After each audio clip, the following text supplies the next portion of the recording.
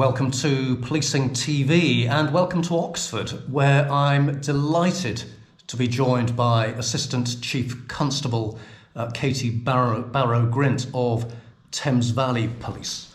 Katy, thank you so much for welcoming Policing TV here.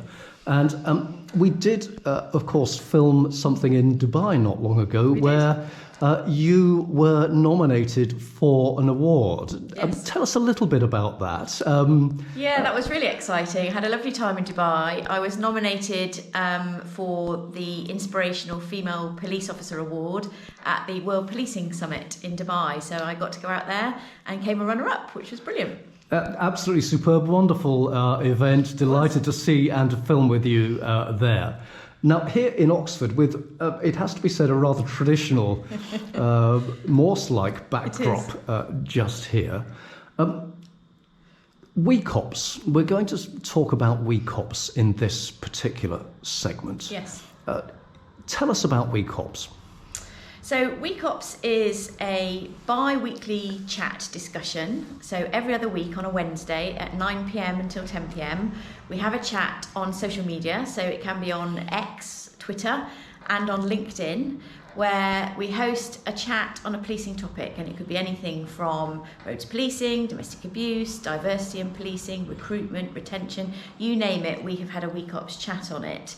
And the aim is to make sure that we connect with the general public, with our communities, with officers across the country, and have an open and honest debate about how we can improve policing.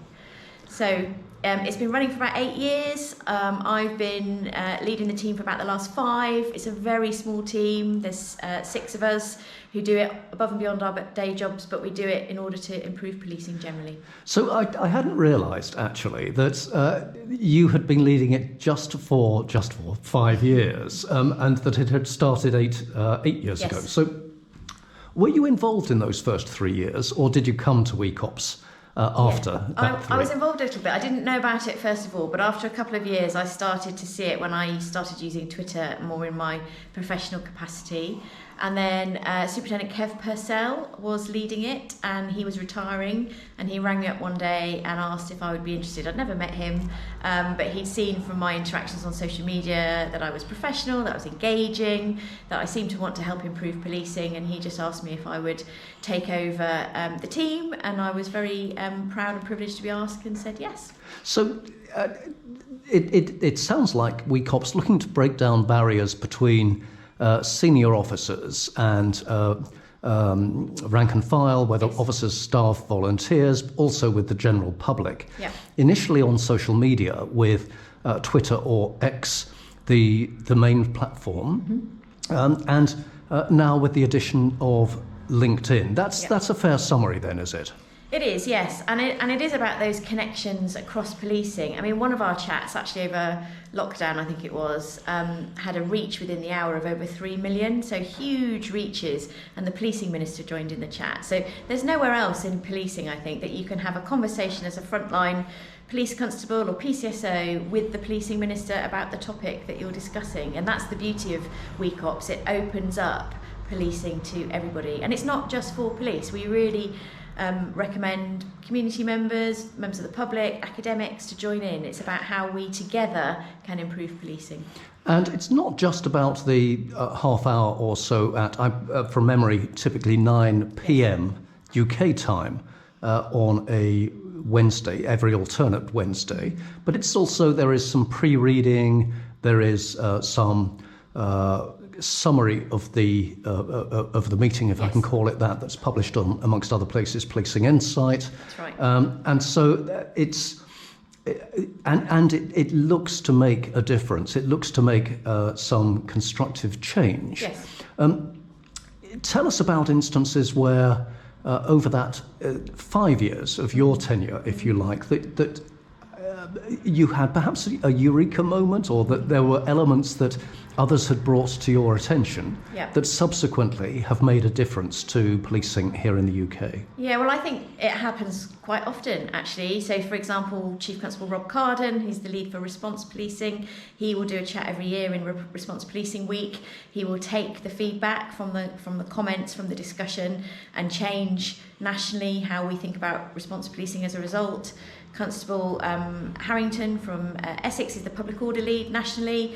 He regularly hosts chats on public order, and he has changed the policy, the college policing policy around public order as a result of discussion that started in a WeCops chat. So we do have that capability to change, to influence change, but also we all learn different things. So just for an example, the other week we held a chat on adolescent domestic abuse, which is an interest of mine academically. I hosted that chat with Dr. Ruth Weir from City University, and we were exploring whether or not there should be policy change around domestic abuse legislation, which currently sits at 16 plus, and there is a huge amount of younger people involved in relationships where there is domestic abuse. So starting to explore whether there should be change as well as absolutely influencing it.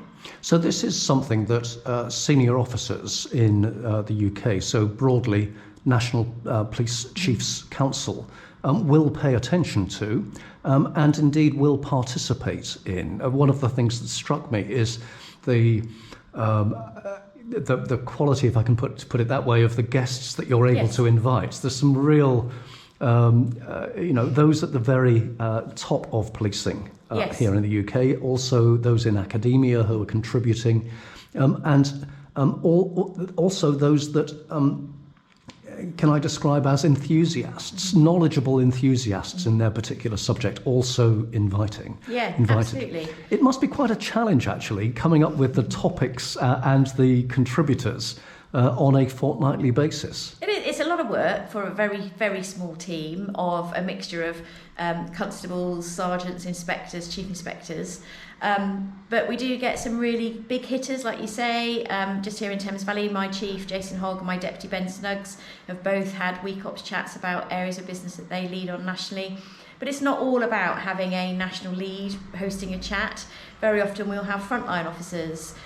We will have individuals that want to talk about a specific area of business. So with stalking, National Stalking Awareness Week last week, we had a detective sergeant from Cheshire Police who was the first to be involved in running that chat. And I just think it's open to anybody. You don't have to be a senior leader in policing to host a chat. So you and your team are looking to extend the reach beyond Twitter or X. There have been some changes in X recently that have made life more challenging on that platform. You've added LinkedIn as a platform, and you have coming up in the not too distant future the very first in-person WeCops event. Tell us about that. Yeah, really exciting. So we've had a lot of support from yourself and from Policing TV, Policing Insight. TV, Policing Insight, and also Virgin Media, who've been supporting us with the creation of a new website, which will go live shortly. So WeCops isn't funded. It is just something that we do out of the love of policing. So we've got some really good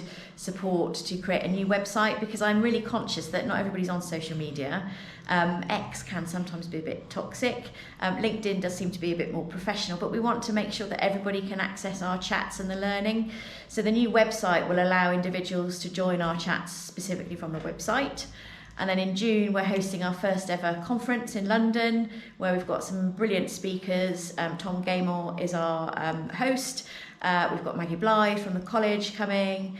We've got all sorts of different speakers who will come and talk about what they've done in terms of their own WeCops chats and how you can get involved. So welcome individuals that want to come to that to apply for a place. There are only a limited number of places available. We're not going to promote the venue, the date, or indeed how to access tickets here, other than to say if you make inquiries through the normal channels, follow WeCops, you can direct message WeCops through Twitter, X, or indeed, if you're having any difficulty, contact me, Bernard Ricks, at Policing TV, and I'll facilitate that conversation about in person, invitation. But we are hoping to do it we're hoping to kind of live stream as well. We're just trying to sort the arrangements out for that. So if that is the case, it will be open to everybody to attend. So that, I suspect, will be the first of a number of in-person events. And I know that there is ambition to take WeCops still further.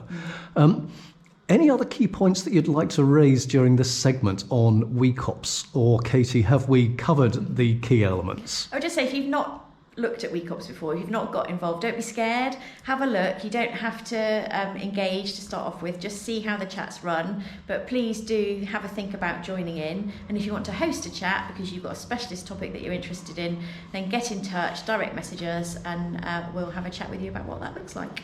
Perfect.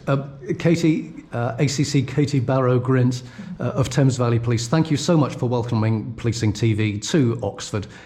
This is the first of 3 videos that we'll be recording, and we're going to head off into Oxford now and look for a location to record the second and third.